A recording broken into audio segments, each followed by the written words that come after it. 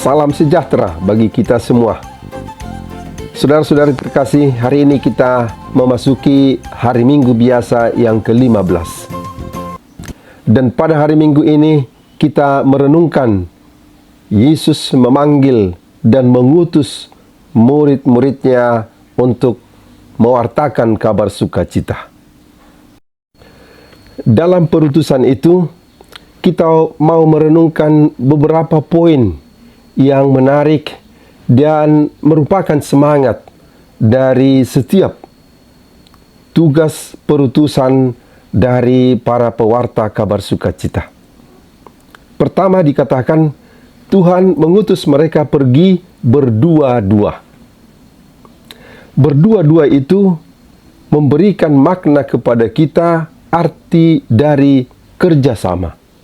Bukan hanya sendiri-sendiri, tetapi berdua-dua, bekerja sama.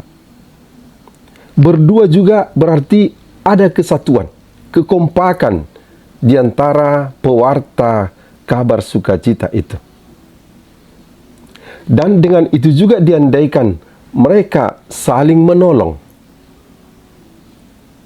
sehingga hilang kesan bahwa pewartaan yang diwartakan itu adalah hasil dari pribadi atau personal, tetapi merupakan pewartaan bersama.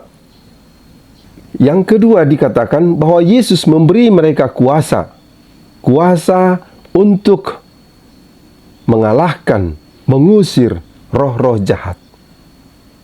Hal ini sangat penting karena yang mereka bawakan, yang mereka wartakan adalah perihal kerajaan Allah. Allah memang perlu ditunjukkan sebagai yang berkuasa. Kekuatan-kekuatan duniawi, roh-roh jahat dikalahkan, bisa diusir, bisa dijauhkan, dienyahkan, karena Allah yang meraja. Allah lebih kuat dari semua kekuasaan-kekuasaan yang ada di dunia ini. Seterusnya dikatakan pada saat mereka pergi, Tuhan mengingatkan agar para rasul ini tidak membawa apa-apa dalam perjalanan. Apakah berarti tidak membawa apa-apa? Pertama-tama, itu berarti percaya pada penyelenggaraan ilahi. Allah yang mengutus, Allah yang akan mengurus. Apa yang harus dimakan, apa yang akan dipakai, dan bagaimana pemeliharaan bagi para pewarta kabar sukacita ini. Kedua, para pewarta sukacita itu perlu bersikap sederhana.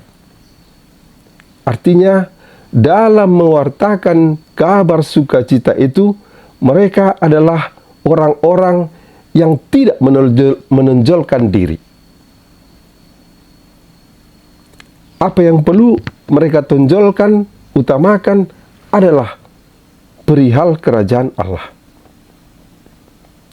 Seterusnya, pergi tanpa membawa apa-apa juga berarti dalam pewartaan kabar sukacita mereka bukan mencari untung, bukan mencari harta atau nama. Mereka melulu bertugas menjadi utusan dari Tuhan. Dan setiap petugas pastoral hingga saat ini kalau diberi SK dikatakan pro deo, untuk Allah.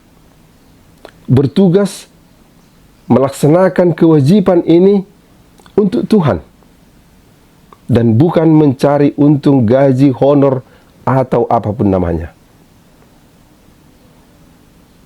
Karena mereka menerima dengan cuma-cuma, maka perlu juga membagikannya dengan cuma-cuma, supaya semakin banyak orang dapat terbawa kepada sukacita dari kehadiran kerajaan Allah itu. Seterusnya, semangat dari pergi tanpa membawa apa-apa itu adalah semangat untuk selalu sadar bahwa tugas utama adalah pewartaan kabar sukacita. Sehingga tidak disibukkan oleh mempersiapkan bekal segala macam yang lain.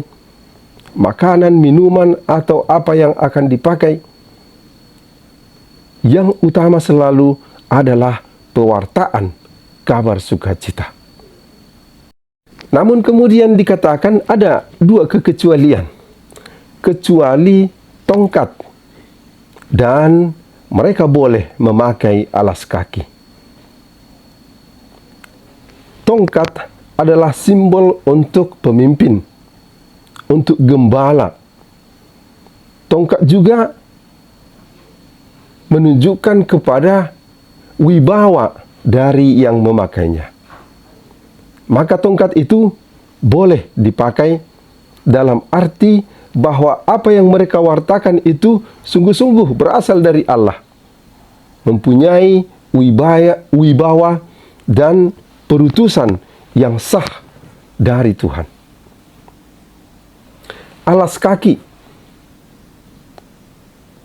Pewartaan pada saat itu dilaksanakan dengan berjalan kaki, menapaki, menjalani daerah-daerah, desa-desa, pegunungan, lembah-lembah dengan berjalan kaki.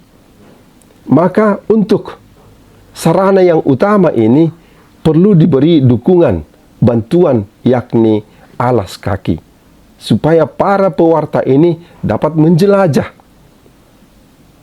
ke berbagai tempat, ke seluas mungkin daerah demi pewartaan kabar sukacita.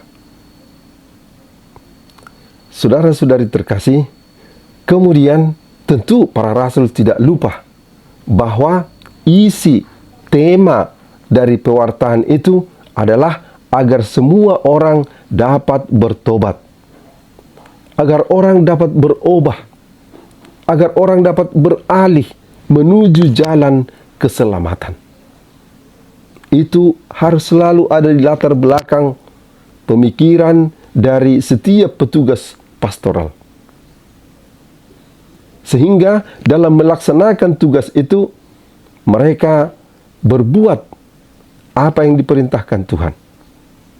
Mereka mengusir banyak setan. Dan mereka juga memberikan perminyakan kepada banyak orang sakit dan menyembuhkan mereka. Saudara-saudari terkasih, tugas dipanggil dan diutus ini adalah juga tugas kita semua. Tanggung jawab kita semua. Sejak kita dipermandikan, sejak kita menamai diri seorang Kristen, kita juga sudah dipanggil untuk hidup sesuai dengan nama itu. Dan sejak itu juga kita sudah diutus untuk bersaksi sebagai seorang pengikut Kristus yang benar. Dan Roh Kudus yang akan menemani kita, menuntun kita, memimpin kita dalam segala tugas perutusan itu.